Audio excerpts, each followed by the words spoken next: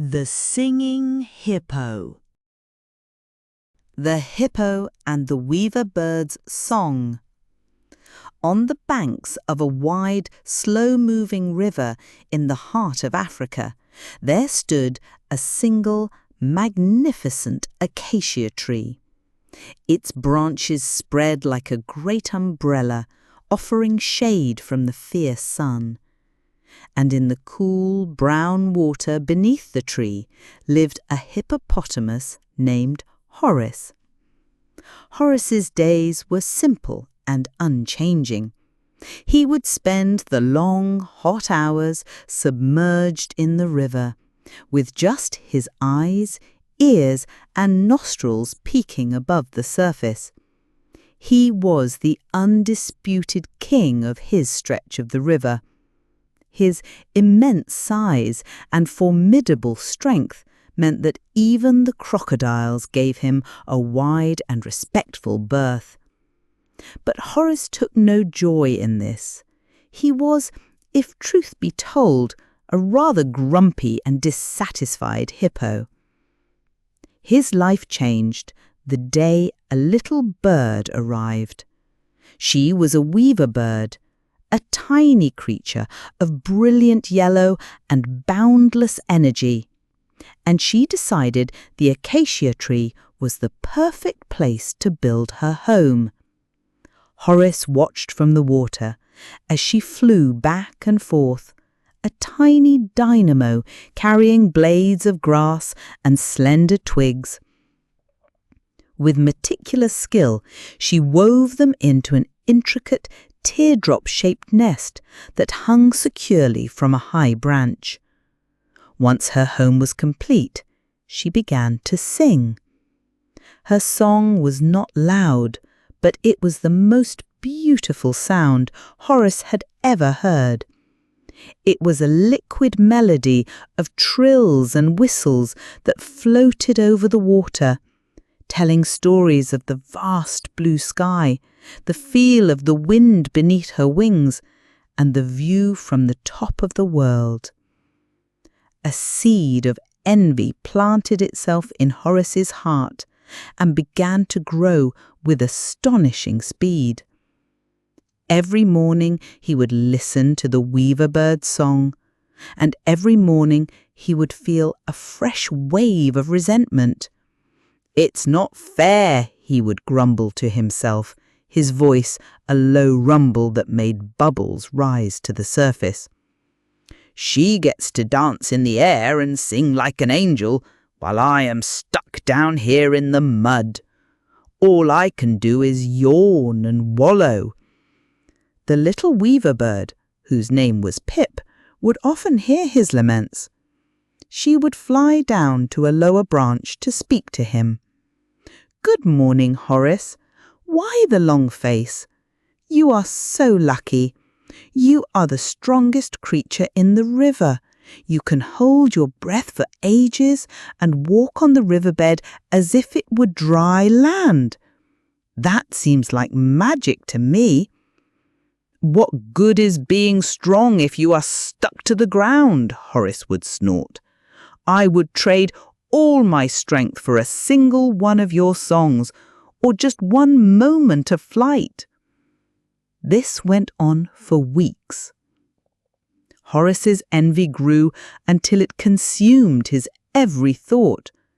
He no longer appreciated the cool water on his skin, or the feeling of his own mighty power. He wanted only what he could not have. Finally, an idea, as big and as clumsy as he was, took shape in his mind. He would show Pip and all the world that a hippo could sing too. He decided he would come out of the river, climb the acacia tree, perch on a branch just like Pip, and sing a song that would rival hers. He heaved his enormous body out of the water onto the muddy bank. He approached the tree with great determination.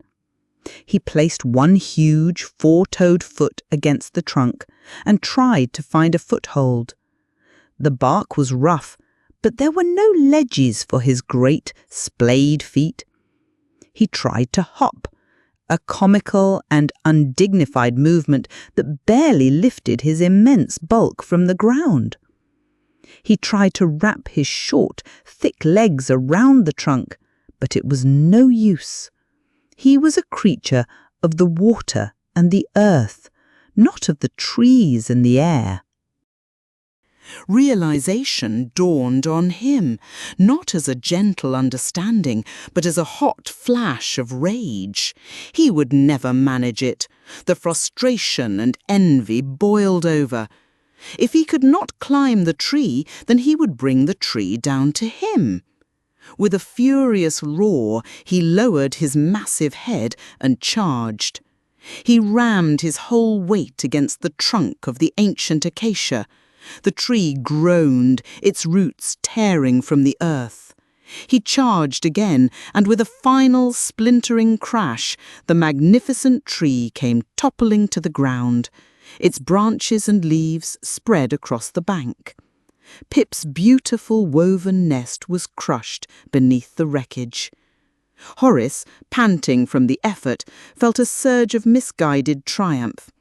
He stepped clumsily onto the tangled leaves of the fallen tree, found a sturdy horizontal branch, and balanced himself precariously.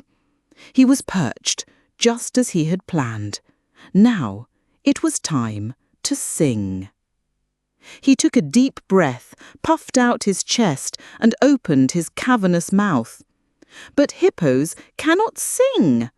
All that came out was a series of discordant honks, grunts and bellows, a noise so dreadful it sounded like a grumpy foghorn having an argument with a rusty gate.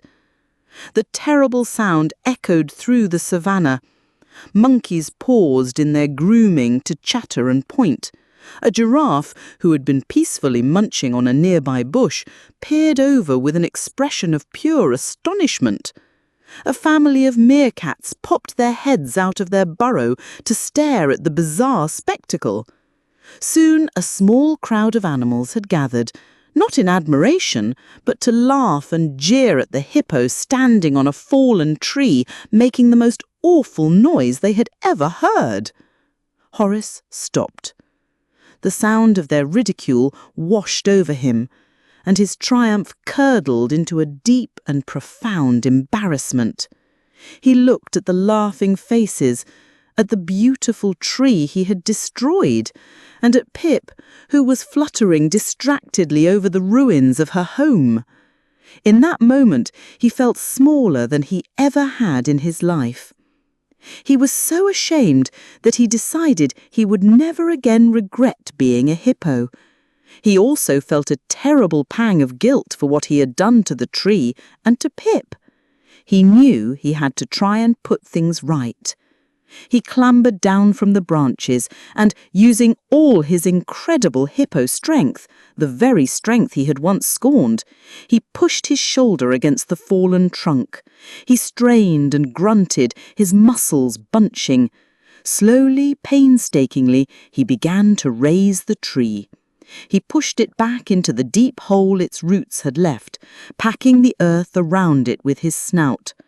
For days he looked after it, carrying water from the river in his great mouth to pour onto its wounded roots.